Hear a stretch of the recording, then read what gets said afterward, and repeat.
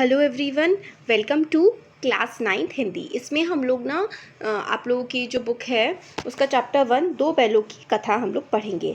इसमें ये जो जितने भी वीडियोस आएंगे इस चैनल पे उसमें हम आपकी बुक का वर्ड टू वर्ड एक एक शब्द को पढ़ करके मीनिंग समझ करके फिर आगे बढ़ेंगे। तो स्टार्ट करते हैं। जानवरों में गधा सबसे ज़्यादा बुद्धिहीन समझा जाता है। जानवरों में तो सबसे ज़्यादा बेवकूफ़ बुद्धिहीन किसको समझा जाता है?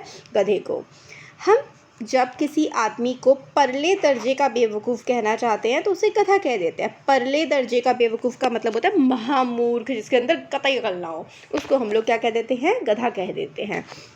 गधा सचमुच बेवकूफ़ है या उसके सीधेपन, उसकी निरापद सहिष्णुता ने उसे यह पदवी दे दी है। अब ये जो शब्द है निरापद सहिष्णुता, निरापद मतलब होता है निर्विघ्न, मतलब बहुत ही ज़्यादा धीरज वो रखता है, मतलब उसमें बहुत ही ज़्यादा पेशेंस है, वो किसी को कुछ नहीं कहता है। उसके निरापद सहिष्णुता की वजह से उसको ये पदवी मिल गई है, मतलब उसको ऐसा कहा जाने लगा है या फिर उसको ये स्थान मिल गया है। मतलब वो इतना सीधा है इसलिए उसको सब लोग एकदम बेवकूफ़ समझने लगे हैं। इसका निश्चय नहीं किया जा सकता, मतलब हम लोग इसका निश्चय नहीं कर सकते गधा बहुत ज़्यादा सीधा है इसकी वजह से वो कुछ नहीं कहता, या वो बेवकूफ़ है इसकी वजह से कुछ नहीं कहता। तो गाय सींग मारती है, ब्याई हुई गाय तो अनायास ही सिंघनी का रूप धारण कर लेती है। गाय को भी जब गाय को कहते हैं ना बड़ा सीधा जानवर है, बट गाय को भी जब गुस्सा आता है तो वो सींग मार देती है। और जो ब्याई हुई गाय का मतलब होता है जो प्रेग्नेंट गाय होती है वो तो सिंघनी बन जाती है, मतलब बहुत ही ज़्यादा एकदम से गुस्सैल सी वो हो जाती है। कुत्ता भी बहुत गरीब जानवर है, इसका मतलब है कि बेचारा वो भी काफ़ी अच्छा सा है, किसी को ज़्यादा कुछ कहता नहीं है, लेकिन कभी कभी उसको भी गुस्सा आ जाता है, क्रोध आ जाता है कुत्ते को भी। पर जो गधा है ना बेचारा, उसको तो कभी गुस्सा आता ही नहीं ना। आपने कभी उसको गुस्सा करते हुए देखा होगा, ना ही कभी सुना होगा। जितना चाहे गरीब को मारो, यहाँ पे गरीब का मतलब है बेचारा, जितना चाहे बेचारे गधे को मार लो, जैसे चाहे उसे ख़राब कंडीशंस में रख लो, कितनी भी सड़ी हुई उसको घास उसके सामने डाल दो, उसके चेहरे पर कभी असंतोष की छाया भी दिखाई नहीं देगी। मतलब उसको कभी आप परेशान या दुखी आप कभी नहीं देखोगे, चाहे आप उसके साथ कैसा भी बर्ताव कर लो। वैशाख में चाहे एक आध बार कुलेर कर लेता हो। वैशाख का मतलब होता है अप्रैल का जो महीना होता है ना, उसको कहते हैं वैशाख हिंदी में। तो कुलेल का मतलब होता है खेल लेता हो। वैशाख में थोड़ा बहुत वो कभी, पर हमने तो उसे कभी खुश होते नहीं देखा। मतलब कहते हैं कि गधे को हमने कभी खुश होते हुए नहीं देखा। उसके चेहरे पर एक विषाद स्थायी रूप से छाया रहता है। विषाद का मतलब होता है दुख, उसके चेहरे पर एक दुख हमेशा ही छाया रहता है। स्थायी रूप का मतलब हमेशा ही रहता है उसके चेहरे पर दुख। सुख हो, दुख हो, हानि, लाभ, किसी भी दिशा में जो है गधे का चेहरा नहीं बदलता। ऋषि मुनियों के जितने गुण हैं वे सभी उसमें पराकाष्ठा में पहुंच गए हैं। पराकाष्ठा मतलब एकदम उच्च हाई लेवल के, मतलब जितने भी अच्छे ऋषि मुनियों के गुण हैं ना वो सारे गधे में पहुंच गए हैं। तो यहाँ पर आपसे एक क्वेश्चन पूछा जा सकता है, आजकल आप लोग के MCQ के एग्जाम्स भी चल रहे हैं, तो उसमें आपसे ये पूछा जा सकता है कि गधे को किससे कंपेयर किया गया है? तो गधे को ऋषि मुनियों के गुणों से कंपेयर किया गया है, ठीक है। पर आदमी जो है वो गधे को बेवकूफ़ कहता है। सद्गुणों का इतना निरादर कहीं नहीं देखा होगा। सद्गुण मतलब जो अच्छे गुण होते हैं उनका निरादर, मतलब उनकी बेइज्जती, उनका तिरस्कार कहीं नहीं देखा होगा जितना हम लोग गधे का करते हैं। कदाचित सीधापन संसार के लिए उपयुक्त नहीं है। कदाचित मतलब शायद, जो सीधापन है ना, बिल्कुल सीधे रहना और अच्छे बने रहना, ये हमारे वर्ड के लिए ना मतलब ठीक है ही नहीं। इसलिए देखिए ना, भारतवासियों की अफ्रीका में क्या दुर्दशा हो रही है। मतलब भारत, ये पता है ये वाली जो स्टोरी है ना, ये स्टोरी उस टाइम की है, प्री इंडिपेंडेंस एरा, मतलब हमारे देश को आज़ाद होने से कई साल पहले की है हमारी कहानी है। और ये किसने लिखी है? मुंशी प्रेमचंद्र ने लिखी है। तो भारतीयों की जो अफ्रीका में दशा है वो भी बहुत ख़राब थी उस समय। क्यों अमेरिका में उन्हें घुसने नहीं दिया जाता? बेचारे शराब नहीं पीते, मतलब इंडियन शराब नहीं पीते थे उस टाइम पे, आजकल तो टुल्ले रहते हैं लोग, है ना।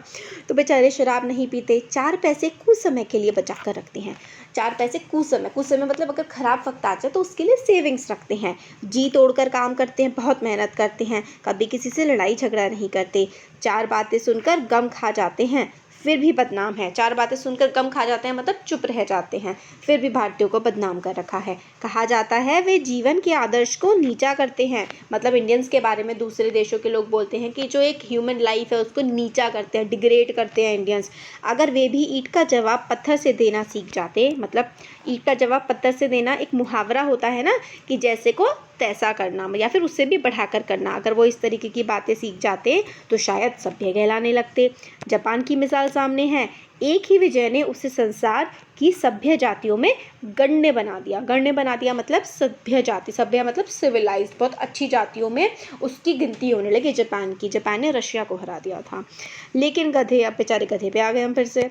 लेकिन गधे का एक छोटा भाई और भी है और उससे कम ही गधा है, मतलब उससे कम सीधा है, और वह है बैल, जिसका अर्थ हम गधे जिस अर्थ में हम गधे का प्रयोग करते हैं कुछ उसी से मिलते जुलते अर्थ में बछिया के ताऊ का भी प्रयोग करते हैं। तो यहाँ पर अब आपसे क्वेश्चन पूछा जा सकता है कि बछिया के ताऊ किसे कहा गया है चैप्टर में। तो जो बैल होता है ना, बैल को चैप्टर में बछिया का ताऊ कहा गया है। तो बछिया के ताऊ का हम लोग प्रयोग करते हैं।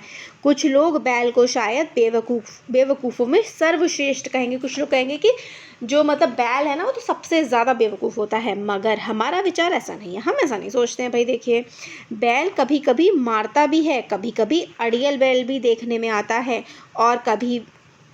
और भी कई रीतियों से अपना असंतोष प्रकट कर देता है। अतएव उसका स्थान गधे से नीचा है। तो मतलब गधा तो बेचारा कुछ कहता ही नहीं है, कुछ भी करते हो, बट अगर आप बैल के साथ थोड़ी बदतमीजी करेंगे तो वो तो सींग विंग मार देगा, आपको सीधा कर देगा। इसलिए हम बैल को गधे से भी नीचा, महागधा तो मतलब बैल है बिल्कुल, ठीक है, ऐसा बोलते हैं। अब देखिए, झूरी काची के दोनों बैलों के नाम थे। जो झूरी था ना, एक आदमी था झूरी, उसके जो दो बैल थे उसका नाम था हीरा और मोती। दोनों पछाई जाति के थे। तो मतलब जैसे कि बैलों की भी कई सारी ब्रीड्स होती हैं ना, एक तरीके से आप ब्रीड्स कह लीजिए। तो वो जो उनकी जाति थी उन बैलों की, वो थी पछाई जाति। तो दोनों के दोनों पछाई जाति के बैल थे। देखने में काफ़ी सुंदर थे, काम पे चौकस, मतलब बहुत ही अच्छे से काम करते थे। चौकस डील में ऊंचे, मतलब हाइट काफ़ी लंबी थी, ठीक है। बहुत दिनों साथ रहते रहते दोनों में भाईचारा हो गया था। मतलब काफ़ी टाइम से दोनों साथ में रह रहे थे ना, तो दोनों में भाईचारा हो गया था। मतलब वो होता है ना कि साथ रहने की आदत हो जाए ना, फ्रेंड्स बन गए थे। दोनों आमने सामने आसपास बैठे हुए एक दूसरे से मूक भाषा में विचार विनिमय करते थे। तो मूक भाषा में मतलब जानवरों की भाषा में, तो अपनी बातचीत करा करते थे। एक दूसरे के मन की बात कैसे समझ जाता था हम नहीं कह सकते। मतलब हीरा मोती एक दूसरे की बात कैसे समझ जाते होंगे हमें नहीं पता। अवश्य ही उनमें कोई ऐसी गुप्त शक्ति थी जिससे जीवों में श्रेष्ठता का दावा करने वाला मनुष्य वंचित है। तो मतलब जो ये जानवर हैं ये किस तरीके से एक दूसरे से बातें कर लेते हैं। इंसान खुद को जीवों में, मतलब सारे के सारे जो जातियां हैं, मनुष्य, सारे जानवरों से खुद को क्या ऊंचा समझता है, मगर इंसान आज तक ये नहीं समझ पाया है कि ये जो जानवर हैं ये किस तरीके से आपस में एक दूसरे से बातचीत करते हैं। तो ये जो हीरा मोती हैं एक दूसरे को चाटकर और सूंघकर अपना प्रेम दिखाते थे, अपना प्यार दिखाते थे। कभी कभी दोनों सींग भी मिला लिया करते थे, विग्रह के नाते से नहीं लेकिन विनोद के भाव से। तो मतलब विनोद एक तरीके से इस नाते से नहीं कि मतलब ठीक है ऐसे ही करना है। विग्रह होता है लड़ाई के उससे नहीं करते थे, बल्कि ये तो विनोद से, मतलब आनंद के मात से या फिर खेल कूद से। ये देखिए विग्रह शब्द होता है, विग्रह जो है ना इस शब्द का मतलब होता है लड़ाई, ठीक है। लड़ाई की वजह से एक दूसरे से सींग नहीं मिलाते थे, बल्कि विनोद, खेल में जो है एक दूसरे से सींग वो मिलाते थे। आत्मीयता के भाव से, जैसे दोस्तों में घनिष्ठता होते ही धौल धप्पा होने लगता है। जैसे दोस्त अगर बहुत अच्छे होते हैं तो एक दूसरे से होते हैं ना कि मस्त चलो लड़ाई कर लेते हैं, कुश्ती करते हैं, रेसलिंग करते हैं, इस तरीके से वो लोग करते थे। इसके बिना दोस्ती कुछ फुसफुसी, कुछ हल्की सी रहती है। मतलब अगर अच्छे से थोड़ा मजाक ना करें तो दोस्ती में मजा क्या आता है ना, नहीं आता है ना। इसी तरीके से ये लोग भी खेला करते थे। कौन? दो बैल, हीरा और मोती, जिस पर ज़्यादा विश्वास नहीं किया जा सकता, ठीक है। जिस वक्त ये दोनों बैल हल या गाड़ी में जोत दिए जाते और गर्दन हिला हिला कर चलते, उस वक्त एक की यही चेष्टा होती कि ज़्यादा से ज़्यादा बोझ मेरी ही गर्दन पर रहे। तो दोनों कोशिश करते थे कि ज़्यादा, जब मेरे दोस्त को दिक्कत ना हो, मेरे पे ज़्यादा बोझ रहे जब उनको सामान ले जाने के लिए ढोया जाता था।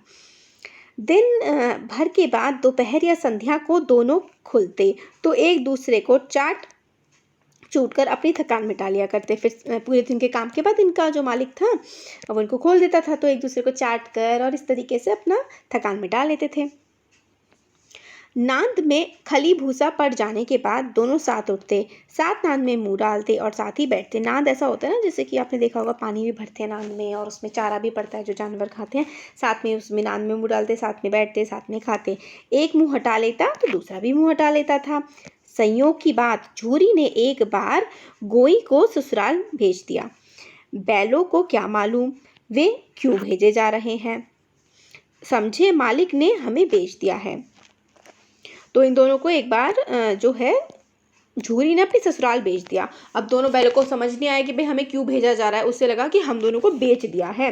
अपना यूँ बेचा जाना उन्हें अच्छा नहीं लगा या बुरा कौन जाने, पर झूरी के साले गया को घर तक गोई ले जाने में दांतों पसीना आ गया। तो इसमें क्या है देखिए, तो ये देखिए जो गोई शब्द है ना, गोई का मतलब होता है जोड़ी। मतलब इन दोनों को लगा, हीरा मोती को लगा कि भाई हम दोनों को बेच दिया है, बट उसने, जो इनका मालिक था झूरी ने बेचा नहीं था, बल्कि अपनी पत्नी के भाई के साथ ऐसे ही कुछ समय के लिए भेज दिया था। अब इनको तो लगा कि हमें जो है बेचा जा रहा है, तो ये मतलब जा ही नहीं रहे थे झूरी के साले के साथ, और मतलब उसके साथ इतनी मुश्किल से गए कि झूरी के साले को जो है दांतों एक तरह से दांत पिसा देना भी एक मुहावरा है। इसका मतलब होता है बहुत परिश्रम करना। तो बड़ी मेहनत से बेचारा इन दोनों को ले जा पाया।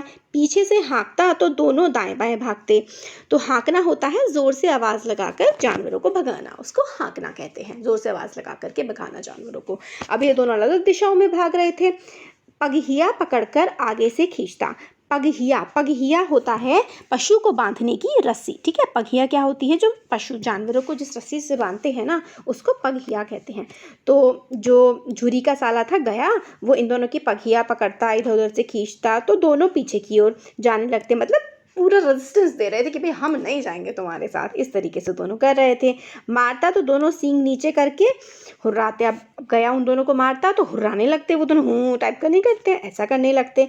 अगर ईश्वर ने उन्हें वाणी दी होती तो झूरी से पूछते, तुम हम गरीबों को क्यों निकाल रहे हो। अगर ईश्वर ने उन दोनों को आवाज़ दी होती, बोल पाते, तो झूरी से पूछते कि भाई हम दोनों ने क्या गलती की है, हम दोनों को क्यों निकाल रहे हो घर से। हमने तो तुम्हारी सेवा करने में कोई कसर नहीं छोड़ी, उठा रखी, मतलब कोई कसर नहीं छोड़ी। अगर इतनी मेहनत से काम ना चलता था तो और मेहनत करवा लेते।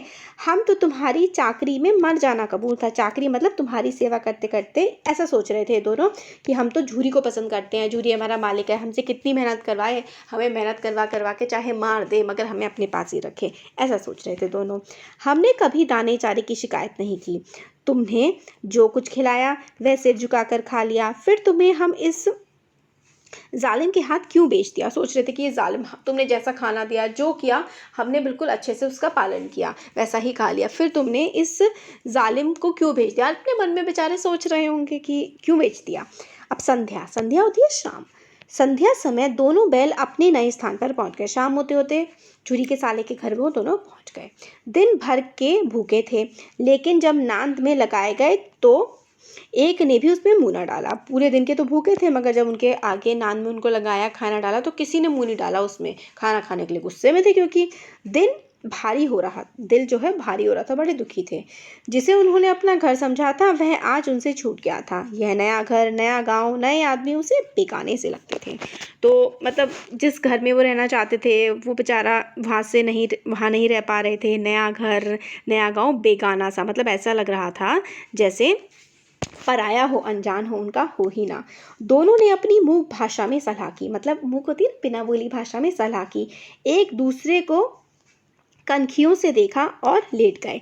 तो सलाह करी कि भाई क्या किया जाए, है ना। और एक दूसरे को कनखियों से, मतलब आप ऐसे कह सकते हैं तिरछी नज़र से देखा और जो है वो लेट गए। जब गांव में सोता पड़ गया मतलब जब गांव में सारे लोग सो गए तो दोनों ने जोर मार कर पगहे तुड़ा डाले और घर की तरफ चले।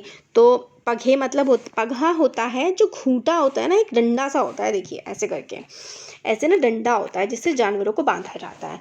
तो जैसे ही सब लोग सो गए तो इतना अपने खूंटे को हिलाया, पगहा जो होता है उसको हिलाया और उसके तोड़ने की कोशिश करने लगे। पगहे तुड़ा डाले और घर की तरफ चले। पगहे मजबूत थे, अनुमान ना हो सकता था कि कोई बैल उन्हें तोड़ सकेगा। मतलब किसी को लगता नहीं था वो पगहे तोड़ पाएगा, बट हीरा मोती जो है पगहे तोड़ दिए उन दोनों ने और वो अपने घर की तरफ निकल पड़े। पर इन दोनों में इस समय दूनी शक्ति मतलब बहुत ज़्यादा शक्ति आ गई थी। एक एक झटके में रस्सियाँ इन्होंने तोड़ दी, आराम से रस्सियाँ दोनों ने मिलकर तोड़ दी। झूरी प्रातःकाल सोकर उठा तो देखा कि दोनों बैल चरनी पर खड़े हैं। चरनी, झूरी मतलब जो उनका ओरिजिनल मालिक होता है, वो झूरी के साले के घर चले गए होते हैं, बट रात में वो वापस अपने घर आ जाते हैं। तो जैसे ही झूरी प्रातःकाल मतलब झूरी सुबह सो करके उठता है तो वो देखता है कि चरने पर, मतलब चरनी जो होती है ना, चरनी होती है चारा खाने की जगह, जहाँ पर वो दोनों लोग चारा खाते हैं, वहाँ पर दोनों खड़े थे। दोनों की गर्दनों में आधा आधा गराव लटक रहा था। तो आधा आधा गराव मतलब वही था कि रस्सी ना जिससे बांधते हैं, तो आधी आधी रस्सी लटकी हुई थी। घुटने तक पाँव कीचड़ से भरे हुए थे उन दोनों के, और दोनों की आंखों में विद्रोहमय स्नेह झलक रहा था। विद्रोह कि भाई क्यों किया तुमने ऐसा हमारे साथ, क्यों हमें भेज दिया, ऐसा स्नेह बट प्यार भी था। झूरी बैलों को देखकर स्नेह से गदगद हो गया। स्नेह से गदगद मतलब बहुत ही ज़्यादा खुश हो गया। दौड़कर झूरी ने दोनों को अपने गले लगा लिया। प्रेमालिंगन और चुंबन का वह दृश्य बड़ा ही मनोहर था। प्रेमालिंगन मतलब गले लगाने लगा, हक कर लिया, उनको चूमने लगा, किस करने लगा, वो दृश्य, वो जो सीन था बड़ा प्यारा था। घर और गांव के लड़के वहाँ पर जमा हो गए और तालियां बजा बजा कर उनका स्वागत करने लगे। गांव के इतिहास में यह घटना अभूतपूर्व ना होने पर भी महत्वपूर्ण थी। मतलब ऐसी नहीं थी अभूतपूर्व की कभी हुआ ही ना हो या फिर बहुत ही अलग सी कुछ नई चीज़ हो गई, बट बहुत अच्छी थी। बाल सभा ने निश्चय किया, जो बच्चे वहाँ पर आ गए थे, देख रहे थे इसको कि कितना अच्छा सा है, तो तालियां वाली बजाने लगे। बाल सभा मतलब सारे बच्चे ने निश्चय किया दोनों पशु वीरों को अभिनंदन पत्र देना चाहिए। कोई अपने घर से रोटियां लाया, कोई गुड़, कोई चोकर, कोई भूसी। तो सब लोग अपने घर से सारे बच्चे कोई रोटी कोई भूसी, अलग अलग चीज़ें उन दोनों के खाने के लिए लेकर के आ गए। एक बालक ने कहा, ऐसे बैल किसी के पास ना होंगे, ऐसे बैल किसी के पास भी नहीं होंगे जितने अच्छे ये दोनों हैं। दूसरे ने समर्थन किया, इतनी दूरी से दोनों अकेले चले आए। तीसरा बोला, बैल नहीं हैं, वे उस जन्म के आदमी हैं, मतलब किसी दूसरे जन्म के इंसान ही होंगे। इतना प्रतिवाद करने का किसी को साहस ना हुआ। तो मतलब वही है कि प्रतिवाद होता है विद्रोह, मतलब कि हाँ भाई तुम वो कहो ना कि पिछले जन्म के इंसान होंगे, तो इस बात ने किसी ने कहा, ये नहीं कहा कि भाई ये बात गलत है। बट झूरी की जो वाइफ थी, स्त्री ने बैलों को द्वार पर देखा तो जल उठी, उससे बड़ा गुस्सा आ गया। भाई उसके भाई के घर गया था और वो आ गए ऐसे बैल, तो बड़ा गुस्सा आया उसको। बोली, कैसे नमक हराम बैल हैं, एक दिन वहाँ काम ना किया भाग खड़े हुए, इस तरीके की से वो बोलने लगी। झूरी अपने बैलों पर यह आक्षेप ना सुन सका। नमक हराम क्यों है, चारा दाना ना दिया होगा तो क्या करते। स्त्री ने रोब के साथ कहा, बस तुम ही तो बैलों को खिलाना जानते हो, और तो सभी पानी पिला पिला कर रखते हैं।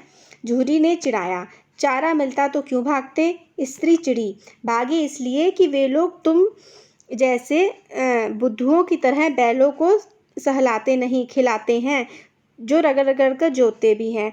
ये दोनों ठहरे कामचोर भाग निकले। अब देखो कहाँ से खली और चौखर मिलता है, सूखे भूसे के सिवा कुछ ना दूंगी, खाएं चाहे मरे। तो मतलब वो ऐसे कहने लगी कि मेरे भाई ने काम करवाया होगा इसलिए आ गए, तुम तो क्या करते हो, खाना खूब खिलाते हो, काम लेते नहीं हो, इसलिए इन्हें यहाँ रहना पसंद है। तो फिर कहने लगी, अब देखें कामचोर जो है, मैंने कुछ अच्छा खल भी नहीं दूंगी, सिर्फ सूखी भूसी दूंगी, अब चाहे वो खाएं या फिर मर जाएं, मुझे फ़र्क नहीं पड़ता। इस तरीके से झूरी की वाइफ बोलने लगी। वही हुआ, मजदूर को कड़ी ताकीद कर दी गई कि बैलों को खाली सूखा भूसा दिया जाए। मतलब जो उनका नौकर था, कहा उससे कह दिया गया कि सिर्फ सूखा भूसा मिलेगा और कुछ नहीं मिलेगा इन दोनों को। बैलों ने नान में मुँह डाला तो फीका फीका, ना कोई चिकनाहट ना कोई रस, क्या खाएं, आशा भरी आंखों से द्वार की ओर ताकने लगे। फिर सोचने लगे कि मतलब ऐसा सूखा सा भूसा दे दिया तो उनसे खाया नहीं जा रहा था, फिर दरवाजे की तरफ देखने लगे। झूरी ने मजूर से कहा, थोड़ी सी खली क्यों नहीं डाल देता बे। तो झूरी ने मजूर मतलब मजदूर से कहा, उनके घर जो काम करता था, कि भाई थोड़ी सी खली डाल दे। उसने कहा, मालकिन जो है मुझे मार डालेगी। चुरा कर डाला ना दादा, पीछे से तुम भी उन्हीं किसी कहोगे।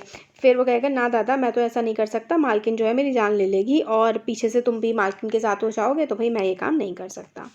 अब फिर क्या हुआ, दूसरे दिन झूरी का साला फिर से आ गया और बैलों को वहाँ से फिर से ले गया। अब की उसने दोनों को गाड़ी में जोत दिया। पहले तो ऐसे हाथ से जा रहा था, अब गाड़ी में उसने जोत दिया। 2-4 बार मोती ने गाड़ी को सड़क पर खाई में गिराना चाहा, पर हीरा ने संभाल लिया। वह ज़्यादा सहनशील था। अब हीरा ज़्यादा सहनशील था, हमें ये समझ में आ गया, क्योंकि मोती सोच रहा था गाड़ी को बिल्कुल खाई में नीचे गिरा दो, बट हीरा ने संभाल लिया। संध्या समय घर पहुंचकर उसने दोनों को मोटी रस्सियों से बांधा और कल की शरारत का मजा चखाया। फिर वही सूखा भूसा डाल दिया। अपने दोनों बैलों को खली चूनी सब कुछ दी। तो उसने झूरी का जो साला था वो दोबारा से इन दोनों को अपने घर ले आया था और ला करके मोटी रस्सियों से बांध दिया, सूखा चारा डाला और उसके जो खुद के बैल थे ना गया के, झूरी के साले के, उनको खूब बढ़िया बढ़िया खाना दिया और इन दोनों को, हीरा मोती को, सूखी भूसी डाली। दोनों बैलों का ऐसा अपमान कभी ना हुआ था। झूरी इन्हें फूल की छड़ी से भी ना छूता, मतलब फूल की छड़ी से भी ना छूता, मतलब अगर कोई उनको बहुत प्यार से भी खिलाता या फिर किसी भी हालत में उसको नहीं छूता, बस ये मतलब है इसका। उसकी टिटकार पर दोनों उड़ने लगते थे। यहाँ मार पड़ी, आहत सम्मान की व्यथा तो थी ही, उस पर मिला सूखा भूसा। तो मतलब सोचे थे इतना बुरा हमारे साथ व्यवहार किया गया, इतना बुरा हमारे साथ बर्ताव किया गया, उसके बाद फिर हम लोगों को एक सूखा भूसा मिला है और मतलब कितना बुरा हमारे साथ ये लोग कर रहे हैं। तो नांद की तरफ उनको सूखा भूसा मिला, मगर उन्होंने उसको खाया नहीं, नांद की तरफ देखा भी नहीं। दूसरे दिन गया ने बैलों को हल में जोत दिया, पर इन दोनों ने जैसे पाँव ना उठने की कसम खा ली थी। वह मारते मारते थक गया, पर दोनों ने पाँव ना उठाए। एक बार जब उस निर्दयी ने हीरा की नाक पर खूब डंडे जमाए तो मोती का गुस्सा काबू के बाहर हो गया। बहुत ज़्यादा डंडे मार दिए हीरा के उसने, जो साला था इसका, झूरी का। तो मोती को बहुत गुस्सा आ गया। हल लेकर वो वहाँ से भाग गया। हल, रस्सी, जुआ, जोत सब टूट टूट कर बराबर हो गया। गले में बड़ी बड़ी रस्सियाँ ना होती तो दोनों पकड़ाई में ना आते। मतलब अगर जो हल था, रस्सियाँ थी और आसपास का सामान काफ़ी ज़्यादा टूट गया, बट उनके गले की जो रस्सियाँ थी ना वो काफ़ी मोटी थी और बहुत दूर तक वो इसकी वजह से नहीं भाग पा रहे थे। हीरा ने मूक भाषा में कहा, भागना व्यर्थ है। हीरा ने कहा कि मत भागो, कोई फ़ायदा नहीं है। मोती ने उत्तर दिया, तुम्हारी तो इसने जान ही ले ली थी, अब की बड़ी मार पड़ेगी, कि मतलब जान ही ले ली थी, इतना मार रहा है और ऐसे परेशान कर रहा है हमें, पढ़ने दो, बैल का जन्म लिया है तो मार से कहाँ तक बचेंगे। फिर वो कहता है दूसरा बैल कि भाई कब तक हम लोग बचेंगे, बैल का जन्म लिया है तो मार तो हमें खानी ही पड़ेगी, कब तक इस मार से हम लोग बच सकते हैं। गया 2 आदमियों के साथ दौड़ा आ रहा था। फिर गया 2 आदमियों के साथ दौड़ा हुआ आ गया, क्योंकि वो दोनों तो भाग रहे थे। दोनों के हाथों में लाठियाँ थीं। मोती बोला, काहे तो दिखा दूँ कुछ मज़ा मैं भी, कहे तो दिखा दूँ कुछ मज़ा मैं भी। तो मोती कहता है कि ये दोनों तो झंडे वंडे लेके आ रहे हैं, अब तुम हीरा तुम कहो तो मैं इन दोनों को मज़ा चखा दूँ। लाठी लेकर आ रहा है। हीरा ने समझाया, नहीं बाई, खड़े हो जाओ, मुझे मारेगा तो मैं भी 1-2 को गिरा दूँगा। तो कहता है कि अरे नहीं, ज़्यादा कुछ नहीं करते, बट अगर हमें वो ज़्यादा मारेगा तो फिर देख लेंगे, वही गिरा विरा देंगे, ठीक है। तो इस तरीके की बातें दोनों कर रहे होते हैं। नहीं, हमारी जाति का यह धर्म नहीं है। मोती दिल ऐंठ कर रह गया। गया आ पहुँचा, हमारी जाति का यह धर्म नहीं है, इसका यह मतलब है कि एक बैल दूसरे बैल से कह रहा होता है कि हमारी जाति का धर्म क्या है कि हम लोग मार सहें, बट दूसरे बैल ने कहा कि नहीं, हमारी जाति का धर्म मार सहना नहीं, हमारा धर्म काम करना हो सकता है, मगर मार सहना हमारा धर्म नहीं है। फिर मोती दिल में ऐंठ कर रह गया, क्योंकि वो मारने आ रहे थे और फिर दूसरे उसके हीरा ने मना कर दिया था कि ज़्यादा कुछ करना मत। गया आ पहुँचा और दोनों को पकड़ कर ले चला। कुशल हुई कि उसने इस वक्त मारपीट ना की, नहीं तो मोती भी पलट पड़ता। तो अगर उसने मारपीट करी होती तो मोती भी पलट पड़ता, मोती भी मारना शुरू कर देता। उसके तेवर देखकर गया और उसके सहायक समझ गए कि इस वक्त टाल जाना ही मसलन है। मतलब टाल जो है, गया और उसका साथी जो था, उन्होंने समझ लिया कि इन दोनों बैलों को मारते नहीं है, नहीं तो फिर ये लोग विद्रोह कर देंगे, हमें मारना शुरू कर देंगे। आज दोनों के सामने फिर वही सूखा भूसा लाया गया, मतलब दोनों के सामने। दोनों चुपचाप खड़े रहे। घर के लोग भोजन करने लगे। उस वक्त छोटी सी लड़की 2 रोटियां लिए निकली और दोनों के मुंह में देकर चली गई। उस एक रोटी ने इनकी भूख तो क्या शांत होती, पर दोनों के हृदय को मानो भोजन मिल गया। यहाँ भी किसी सज्जन का वास है। लड़की भैरों की थी, उसकी माँ मर चुकी थी, सौतेली माँ उसे मारती रहती थी, इसलिए इन बैलों से उसे एक प्रकार की आत्मीयता हो गई थी। तो दोनों ने मतलब वो खाना तो नहीं खाया जो झूरी के साले ने उसके सामने डाला था, बट एक बच्ची आई और वो बच्ची उनको 2 रोटियां खिला गई, एक एक दोनों को। उस रोटी से उनका पेट तो नहीं भर सकता था, बट क्या कहते हैं ना कि दिल तो उसका उन दोनों का भर गया। अब वो बेटी जो थी वो सौतेली बेटी थी और उसकी जो माँ थी ना वो उसको बहुत ज़्यादा परेशान करती थी और मारती थी उस बच्ची को। तो एक तरह से बैलों के साथ जो हो रहा था और उसके साथ जो हो रहा था वो काफ़ी ज़्यादा कनेक्शन सा फील कर रही थी, इसलिए शायद प्यार में वो बैलों को रोटी खिला के गई होगी। दोनों दिन भर जोते जाते, दिन भर जो है जोता जाता था उन दोनों को। डंडे खाते, जोता जाता मतलब होते ना बैलगाड़ी में आगे लगा दिए जाते, खेती करवाते और डंडे मारते थे, डंडे खाते। अड़ते भी थे, बट क्या करते, शाम को थान पर बांध दिए जाते और रात को वही बालिका उन्हें 2 रोटियां खिला जाती। ऐसे चल रहा था। प्रेम के इस प्रसाद की यह बरकत थी कि दो दो गाल सूखा भूसा खाकर भी दोनों दुर्बल न होते थे, मगर दोनों की आंखों में रोम रोम में विद्रोह भर गया था। मतलब क्या हुआ था ना कि इतना ज़्यादा उन्हें मारा पीटा जाता था, प्यार मिलता नहीं था, तो दोनों के अंदर विद्रोह भर गया था कि भाई ये हमारे साथ गलत हो रहा है, ठीक है, हम ये सब नहीं सहेंगे। एक दिन मोती ने भूख भाषा में कहा, अब तो नहीं सहा जाता हीरा, क्या करना चाहते हो? एक आध को सींगों से उठाकर फेंक दूंगा, लेकिन जानते हो वह प्यारी लड़की जो हमें रोटियां खिलाती है उसी की लड़की है जो इस घर का मालिक है। यह बेचारी अनाथ हो जाएगी। तो मालकिन को ना फेंक दूं, वही तो उस लड़की को मारती है, लेकिन औरत जात पर सींग चलाना मना है, यह भूल जाते हो। तो दोनों बात कर रहे होते हैं कि भाई अब सहा नहीं जा रहा, बहुत ज़्यादा परेशान कर लिया हमें, अगर अब ज़्यादा परेशान किया तो मैं तो सींग से मार दूंगा इसको, झूरी के साले को। फिर वो कहता है कि नहीं भाई, वो बच्ची जो है वो अनाथ हो जाएगी। फिर वो कहता है अच्छा, वो इस बच्ची की जो सौतेली माँ है वो परेशान करती है, उसको मार देता हूँ। फिर एक बैल कहता है कि नहीं, औरतों पर सींग चलाना मना है, ये क्यों भूल जाते हो? तुम तो किसी तरह निकलने ही नहीं देते, बताओ तोड़कर भागे चले। हाँ, यह मैं स्वीकार करता हूँ, लेकिन इतनी मोटी रस्सी कैसे टूटेगी? इसका एक उपाय है, पहले रस्सी को थोड़ा सा चबा लो, फिर एक झटके में जाती है। फिर वो कहता है कि अच्छा, इतनी मोटी रस्सी को पहले हम चबा लेते हैं, चबा लेने के बाद एक झटका मारेंगे तो टूट जाएगी। रात को जब बालिका रोटियां खिलाकर चली गई, दोनों रस्सियां चबाने लगे, पर मोटी रस्सी मुंह में नहीं आती थी। बेचारे बार बार जोर लगाकर रह जाते। सहसा घर का द्वार खुला और वही लड़की निकली। दोनों सर झुकाकर उसका हाथ चाटने लगे। दोनों की पूंछें खड़ी हो गईं। उसने उसके माथे सहलाए और बोली, खोल देती हूँ, चुपके से भाग जाओ, नहीं तो यहाँ लोग मार डालेंगे। आज घर में सलाह हो रही है कि इनकी नाकों में नाथ डाल दी जाए। उसके गराव खोल दिया, पर दोनों चुपचाप खड़े रहे। मोती ने अपनी भाषा में पूछा, अब चलते क्यों नहीं? तो क्या हुआ ना, देखिए इसमें वो दोनों बहुत ट्राई कर रहे थे, बट वो मोटी सी रस्सी तो चबा नहीं पा रहे थे। तो वो बच्ची आई और उसने दोनों को खोल दिया। वो मतलब बोलने लगी कि दोनों की नाक में पता है वो छेद करके, और बहुत मतलब बुरा होता है बैलों के साथ, इस तरीके की हरकत करने की कोशिश कर रहे थे।